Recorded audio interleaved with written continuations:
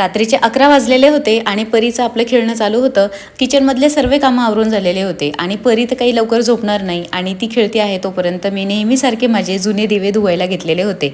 आणि माझ्या या दिव्यांना आहे ना, या दिवाळीमध्ये पूर्ण 7 वर्ष होतील आणि मी नेहमी असे स्वच्छ करून घेत असते आणि दरवर्षी दिवाळीला तेच वापरत असते. आता चांगले आहेत ना, तर वापरायला हरकत नाही. आणि धुतल्यानंतर ते किती स्वच्छ झाले ते सुद्धा मी इथं व्हिडिओमध्ये दाखवलेलं आहे.